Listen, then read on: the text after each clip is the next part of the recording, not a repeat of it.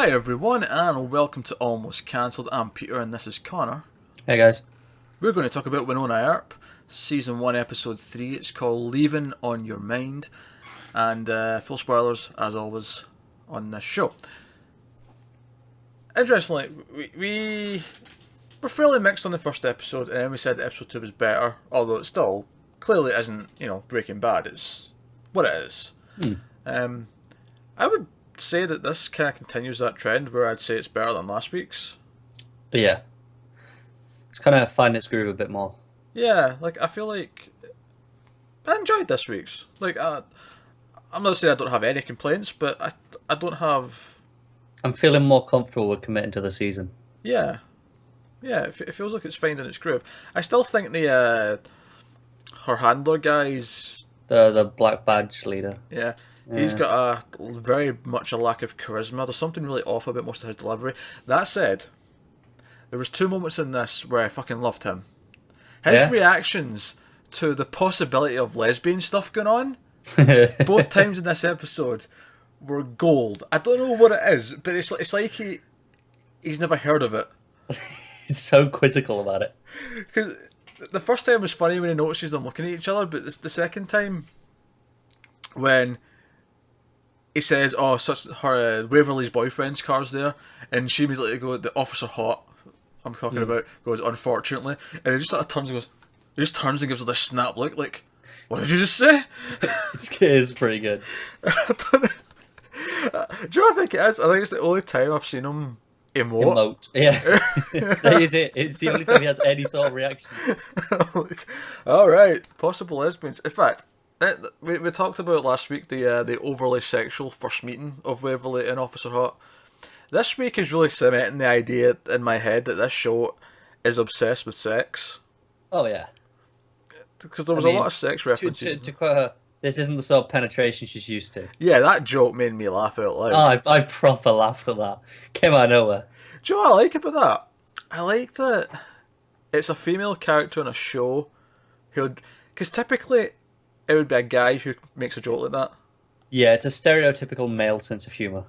It is, but she would crack that kind of joke, and it doesn't come off as feeling forced. No, it's just she delivers it really well. She does, and the other one at the end when just before Doc Holliday was about to tell her who he was, she like, if this is for a threesome, I'm too tired and I've not shaved my legs. Like, there's a lot of sexual humour throughout, and even the scene with Doc Holliday and the random woman from the trailer park. Yeah. Just nothing but sex. But at the same time, it doesn't feel gratuitous or anything like that. It kind of makes perfect sense for most of it. Yeah, it's more. I mean, I criticised the scene last week for feeling like it was more to try and turn on straight men. Yeah. This week it felt a bit more just, we're having fun, we're going to make some jokes about sex. Yeah, it was much better. It was much better this week. I think that was fine. I mean, I think the relationship between Officer Hot, who still sounds like she's in a porno, and Waverly feels a little odd in the sense that, like, the way they did this whole thing at the end when the boyfriend comes in and kisses her. Kind of cringy, isn't it? Yeah, and the hands break away, but then Waverly tries to put her hand out again, as if she's like reaching for life. Yeah. Which was amusing, but at the same time, like, it's like they're already soulmates, and they've met each other like twice. It is a bit strange. I don't know. I'll go with it. I can't say it wasn't fun though. So it was. Bonus points as well. They ate donuts. You know what? I thought that as soon as she started eating the donut, and not only did she eat the donut, she made a joke about donuts, and then there was also the joke about the powder on her nose. It's just my sort of show. Yeah, donuts. Yeah. And you were eating donuts while you were watching. I was eating a donut while she was eating a donut. Exciting stuff. Yeah. Very, very rare things sync up to that extent. I know. It's like I can just relate to her so well. Sex jokes and donuts. Yeah. It's kind of almost at an iZombie level here. And when I say iZombie level, I don't mean in terms of quality. iZombie's obviously a much better show right now. But what I mean is, you know how in early iZombie we said we kind of just learned to love the characters before we cared about the plot? Yeah. I think I'm getting to that point because I even think the sisters gotten better. Like she didn't make me cringe as much in this one. I agree. It's really Just only the because she handler did, guy now. I feel like with the sisters, what she did something proactive following Doc Yeah, Holiday, and like she was doing something. Whereas the last couple of weeks, she's kind of just been a bit of a dead weight. yeah, and everything and she's actively wanting to be a part of the team, and they're not letting her, which Mm. gives her a plot. It gives her like a drive. She wants to Yeah, prove herself. And it's funny because we criticize Legends of Tomorrow for feeling like it's done nothing and advanced nothing in like most of its season. Whereas this episode of this show, it did advance things. Characters learn things about each other. The plot moved forward. We get an idea of what Doc Holliday's looking for. He's looking for we this. set up an exterior antagonist. Yeah, you know, it's moving things forward. Character motivations have been moved forward.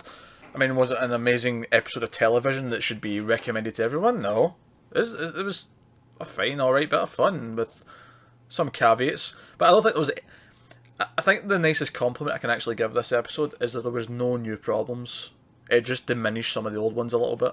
Yeah, if it continues this trend of like getting a little bit better like this every week, I mean, like you say, like give by this time in season two, theoretically, it should be on like iZombie sort of levels.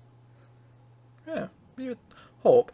And I wouldn't even be disappointed necessarily if it isn't. Like, even if it just kind of sticks at this, I would be kind of okay with it. This is enough where just as a bit of a fun at the end of the week, which is what it is. That's kind of fine.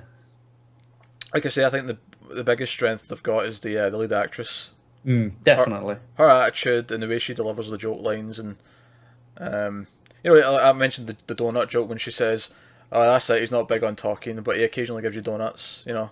You know, nice little moments like that, and or even another sex joke actually that made me chuckle is when Wynonna says she's met men like him, and her sister goes, "Met." Yeah. It's just like, don't judge me. So it's interesting actually. I mean, looking at it like that, they've actually got a lead female character who kind of implies that she slept around a bit, but it's not looked. You know, it's Yeah, no you different don't. from having a lead male character who slept around a bit. Yeah, it's different. Yeah, You don't see it very often, I think. typically, if it was a character like that, should be the slutty character, and she doesn't really feel like that. I do feel like the comparison to her being like Jessica Jones works. Yeah, I see it. She's not. I mean, obviously, she's not as. She's toned down a bit and stuff, Yeah, but it's a similar style of attitude and the way she acts. yeah. But yeah, that's been on Earp. I mean, what did we learn plot wise? Yeah, I mean the plot was fine. Like we had a hostage situation. It Yeah. gave it a more central focus rather than the last 2 weeks. I thought. They expanded on the idea of what happens if they try and leave the town. Yeah, and I think we learned that only an Earp can fire the gun because. Yeah, he tried and nothing happened. Although I was thinking, does it actually take regular bullets or is it She just never magic? seems to reload it, does she? Yeah, I'm just wondering, is it magic and it just has its own bullets?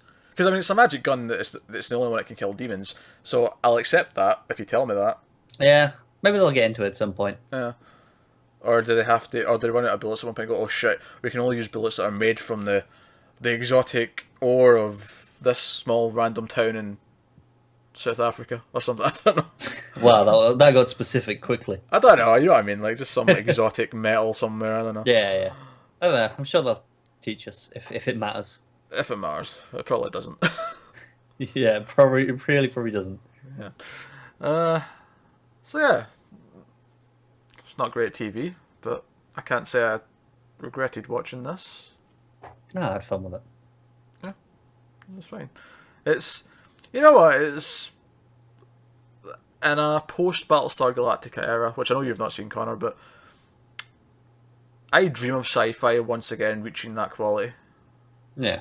And I've heard 12 Monkeys good and I've not seen it, and I think The Expanse, which was on recently, was meant to be good, and maybe that's something we can check out over summer. The Ascension was a mini last year, the year before, which is fantastic. Yeah.